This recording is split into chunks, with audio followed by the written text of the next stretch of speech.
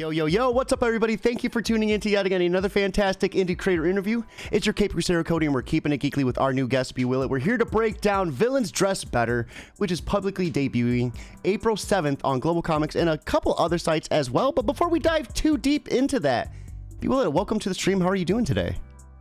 Hi, thanks for having me. I am really excited about this. I am as well. These interiors are gorgeous. You're the writer and the artist, correct? Yes, I am the creative team. I'm the one stuck doing everything. So let's start with the basics. Let's start with, who you are and how you got into creating webcomics. Okay.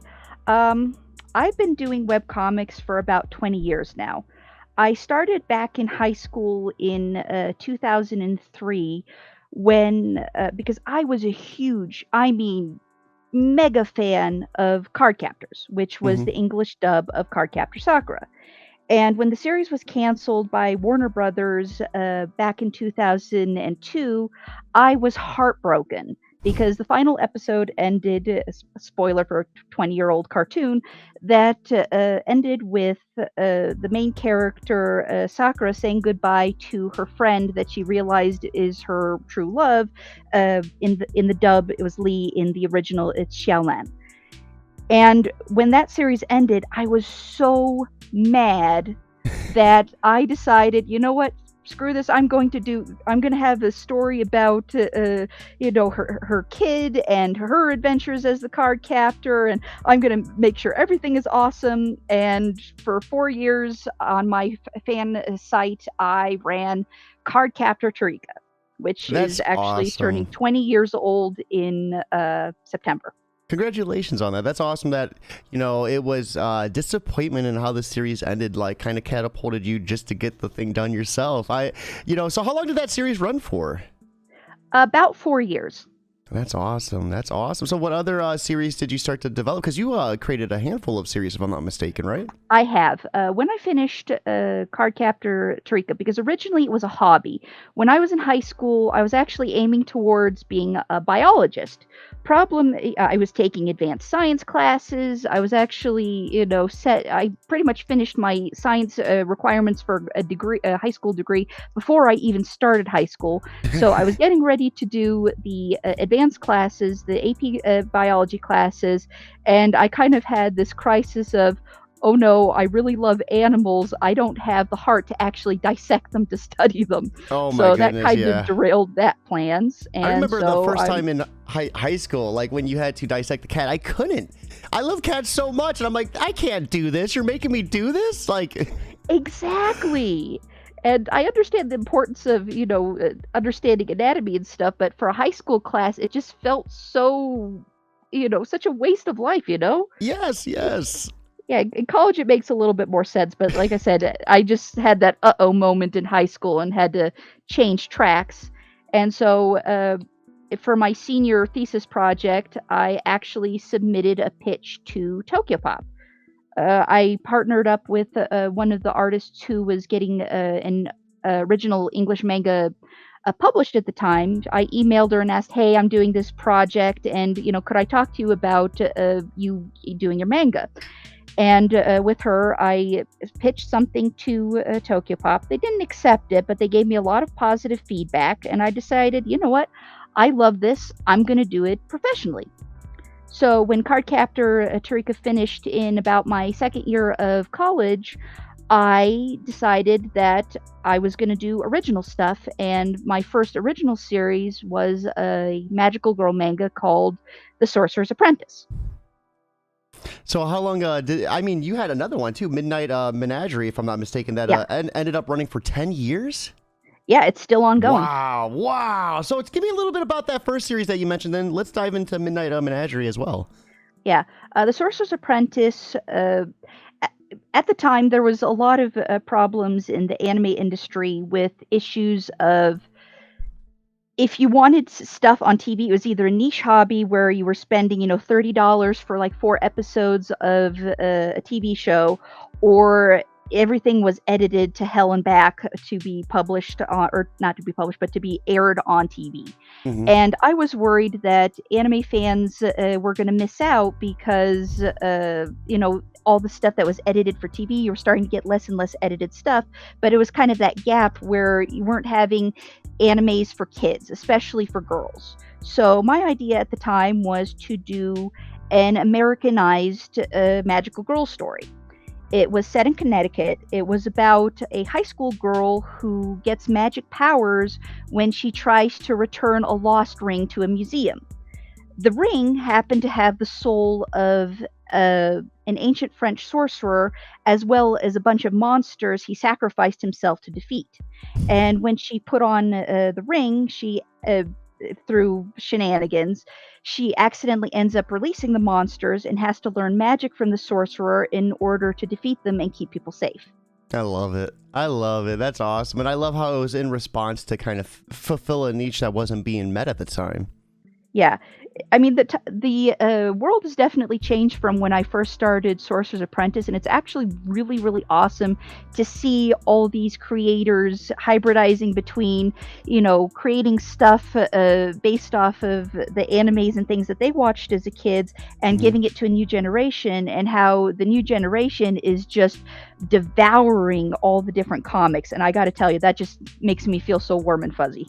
We have Lee Newman over on YouTube stop in and say, yo, Bwillett, so kind, so talented. Thank you for joining us, Lee. Appreciate it. Love the work that Lee's doing on Twitter, too. Helping, Oh, yeah. Yeah, that was awesome. So, I mean, Midnight Menagerie, this has been an ongoing series for 10 years. Give us a little bit about this one, too. I mean, I'm really curious, too. Like, when you are, scripting and coming up with designs and interiors, what does that routine look like? But let's dive into Midnight Menagerie first, then we'll go into your routine afterwards. Okay. Midnight Menagerie, I joke with people, is where plot bunnies go to die. Uh, yeah. I constantly have all these ideas for different stories, and they don't necessarily work out to be full-length series.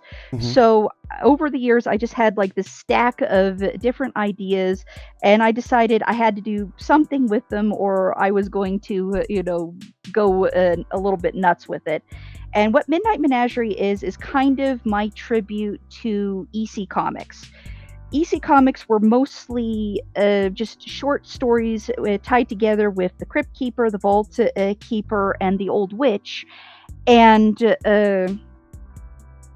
what I was doing was, it's a central cast of characters. The main character is Sean. He's this LA horror fan who's just about to start college, and he's completely terrified of his future, has no idea what to do with his life, think he basically has no skills or anything. I feel so attacked right now. Yeah. And he ends up finding this little store that specializes in horror merchandise, and he befriends the owner. Unbeknownst to him, the owner is really a vampire. So Sean ends up finding out the secret about the vampire, his name Romero. And through Romero, he ends up stumbling across all these different supernatural things happening in LA. And because of his personality and because of his dumb luck, he keeps just getting his butt in the fryer, and his new monster friends constantly have to bail him out because he's just got a heart too big and just does not want to deal with the fact that he has to come up with his life soon. I love this. It's such a relatable story. Like, outside of the monsters, I'm like, dang, is this me? Like, so running for 10 years. I mean, what? Yeah, let's dive into that routine. Like, how are you, able to keep it going for so long? That is remarkable. Well, it hasn't always been easy. There have definitely been a few times where I've wanted to quit. In fact, around 2016, things were just really, really rough for me. I wasn't getting anywhere with my career. I've had some of my art stolen and go viral, whereas I've been trying Oh, to. no. I'm sitting here trying to get one follower at a time, one new reader at a time, and someone steals an old piece of art I did in college and gets like literally 100 times more attention for something that they post than I've ever done. And I just like, okay, obviously people aren't interested in my stuff. I can't do this anymore. That is, But that's, and it's the worst part is even if they do credit you, like after the fact of posting, it's already too late. If they don't credit you within like the first like 15 minutes, like anytime they go to credit you yep, afterwards, the mass majority of that has already missed it. That's yep, such a the ship disappointment. I'm sailed. sorry. I'm sorry to hear that. Yeah. But then in around the time that the pandemic, I realized, especially since I was stuck at home all the time, more than most, I'm immunocompromised. And so I was stuck at home and I'm dealing with all these anxieties. And I just remembered, you know what? It doesn't matter that people don't like my work. It doesn't matter that, I barely get any readers. I love doing this. And I just decided two things. One, I was going to take things up again. And two, I'm not going to even try to be mass market. It's like, nope, I'm going to go full on, wild and bananas. And it doesn't matter because, it's for me. Mm-hmm. And I was able to revive Midnight Menagerie, and since then it's just been, the next idea and the next idea, and I love it. So proud of you for getting back up and Thank you. dusting the dirt off. I mean, the comeback is always harder, but once you do it, it's like it's so worth it, isn't it? It is. It really has been. I've just been so grateful to the community because, the problem is when you stop doing this stuff and you stop updating regularly, and hell, I didn't even have internet service for like 5 years. Mm-hmm. And so when I came back to it, I was able to get in contact with a lot of the folks I knew before.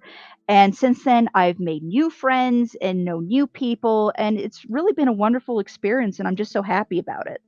That's awesome. So, where does this lead us to Villains Dress Better? I mean, where do we see this story start to come into play? Okay, well, a couple of years ago, I was watching some older TV shows and movies, and I was just like, you know what? The villains are always the absolute best dressed characters in any Yeah. show, regardless. And I always found that so funny. And being a big fan of series from the 90s, I absolutely love 90s anime, especially like Slayers and Dragon Half and Sorceress Stabber Orphan, and all those series that you had these big epic fantasy stories, but a lot of slapstick and a lot of goofy jokes and puns. And I'm just like, I need to bring that back. Mm-hmm. So with Villains Dress Better, the story is that you have this sorceress who rules the Castle Bloodfist with her orc army and her pet wyvern, and this group of well-meaning adventurers is going to come and save the day. And because she just is every villainous trope known to man, Mm-hmm. and so they're determined to get rid of her, and she's just minding her own business. She's just trying to do the thing, and so she has to convince these guys that, listen, I'm not causing any problems, but there's a flooded village in my country. Do something about that. Mm-hmm. And so it's this big misunderstanding and lots of making fun of the fantasy genre, and it's a love letter to the fantasy genre because I absolutely love just playing with tropes. That is just my big thing in all my work. So how are you making sure you're hitting those right on the mark? I mean, sometimes it's hard to make a trope pop off as good as it can. I don't know. My problem is I just overthink things to death, and Mm-hmm. I take them either to their either most logical conclusion or their most absurd conclusion, and usually something in there ends up working out. It's a hard process to just say, "Oh, well, because I do this and rethink it." It's like, "Nah, I just kind of cross my fingers, think, well, what would happen if this were a thing?" and just let it fly. So I know you mentioned the idea came to you when you were watching, some television, but what ultimately came first for you? Was it the story or some of the character designs? I know as a writer artist, sometimes that in between, it's hard to tell which comes first. So for you, did any of these designs come first, or did you kind of think of that story? I think it's a little bit of both. Rasputia was definitely, who's the main character in The Sorceress. Her story and her idea definitely came first of this fabulously dressed, large and in charge woman with the flowing capes and green and the purple. And from there, the rest of the story and the rest of the characters came from there. But it definitely started with Rasputia and coming up with designs that are as elaborate and as fabulous and as campy as possible. So I know you mentioned that this was a nod to early 1990s anime, but when you're creating the webcomic, what do you like to be doing? Do you have any sort of like television or maybe a podcast on in the background? Like what do you like to do when you're actually working on it? Yeah. When I'm writing, I usually have to have dead silence because I have this weird habit of picking up words I hear in the background. So it's like if somebody starts talking to me and I'm writing, I have a tendency to write down what they say instead of my thought. But when I'm working with art, absolutely have to have music in the background. Like for Villains Dress Better, Villains Dress Better is brought to you by speed metal, especially Dragon Force. Was listening to a lot of Dragon Force while working on this series. That's awesome. It's funny you say that because for me, I'm like 100% opposite. I will have usually something on the TV. I will have a podcast on my phone. I will be listening to like whatever I'm editing on my computer. So I have like 3 different medias running at once. And like, it's just like the noise in my head. It's just like it's like, I don't know what it is. It's just chaos. I thrive in it. Oh yeah. Yeah, I definitely have to be like that visually.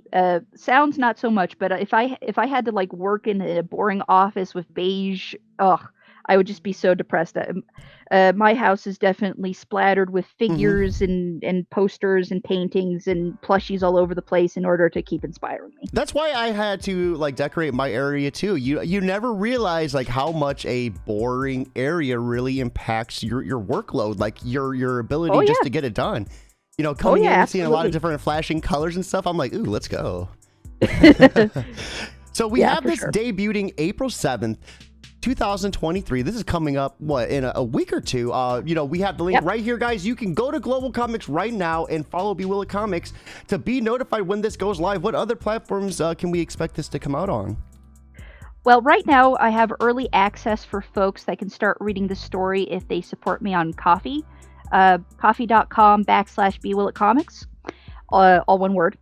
And I'm also going to be posting this on Tapas. So if people prefer to read on Tapas versus Global Comics, I know different people prefer different platforms for different series. That's definitely one thing I've learned from hosting comics for years and years and years. So if people prefer that platform, I've got Tapas as well. So all those different platforms, are you ever intending for this to come to print at some point, or is this just going to stay as a webcomic? I would love to bring more of my work to print. I've done print on demand in the past for Sorcerer's Apprentice Volume 1 and 2. I haven't done a lot of print stuff in the past couple of years just because I haven't been able to get the funding for it. Printing, it's a really rewarding experience, but it can get pricey. Yeah. So oh, go ahead. I definitely feel like if the support is there, I probably would do some kind of campaigning in the future. So fingers crossed that the stars align and that people respond to Villains Dress Better like I hope they do. So what's next for you in 2023 after, the release of Villains Dress Better? Is there any other series that you're going to be working on or dropping sometime within the next couple of months? Absolutely, actually. Later this year, in June, I'm actually going to be picking up Sorcerer's Apprentice again as well. Oh, let's go. Congratulations. Yeah. That's awesome. Yeah, I've always determined to finish that series. Back before everything kind of just fell apart, I had this really loyal, really awesome fan base who just absolutely loved my characters and my story. And I really want to finish it for them. I really want to give them the conclusion. And it's for me as well, because it's my first original series, and for a long time I haven't been able to finish a lot of stuff. And now that my winds are shifting a little bit, I really want to say, give Victoria her ending and the other thing I'm going to be doing later this year is my other ongoing series right now, The Final Boss's Son Loves the Protagonist. The first season is going to be ending in about June, but I'm going to be picking up the second season later this year in November. Oh, let's go. So that is a handful of series to be balancing. Holy crap. I mean, yeah, I am a workaholic. Kids, don't be me. Well, Bwillett, that brings me to my next question, and probably one of my most favorites, where I get to ask you for a little bit of advice for anyone who might be new or even seasoned listening. And I think with you being able to balance so many series for so long, I think I have the perfect question for you. And that is for anyone looking to add a little bit of longevity to their series. What would be some of the best advice you could offer to them to help them keep that series going and keep it, firing on all cylinders? Okay. There are a couple things that I definitely want folks to understand, that I'm definitely an exception with being able to juggle so many series at once. Mainly, I do that in order to not get fed up or bored with my series. When you work on a single series at a time, and that's the only thing you're working on, it's very easy to get, I don't want to say sick, but just kind of like, it's the same characters in the same story in the same steps, and that can get really daunting. So I found that working on multiple series lets me, take breaks. So if I finish one story arc in Midnight Menagerie, I can take a break from that and pick up something else. And when that gets to a good point, I can go back in. It gives me time to plan additional stuff. So for people who want to be able to do that, the first thing I suggest is keep your story arcs small. Mm-hmm. Yeah, one mistake I made with a Sorcerer's Apprentice, and that's one of the hardest times I've had finishing the story, is it's a single storyline that I had initially planned for 40 chapters, and that was not a good idea. Whereas with Midnight Menagerie, the story arcs are maybe 2 to 4 issues at longest. How many chapters is that? Um, Would you say, how, in comparison for Midnight Menagerie? It's like 2 to 3 chapters. Oh, wow. Yeah, that is a huge difference. Yeah. So even though I have like big story ideas with Midnight Menagerie and an overarching theme, breaking it down into little smaller storylines is definitely the way to go. Plus, if there's ever a situation where I need to shelve Midnight Menagerie for longer periods of time, because life has a tendency to get pretty lifey for just about everybody. So if there's a situation where I need to put a pin in it for either a while or just need to say goodbye to the characters, by having the little story arcs, I'm not leaving people as open-ended like I did with the poor fan base of Sorcerer's Apprentice, who are just sitting there waiting, wondering what's going to happen.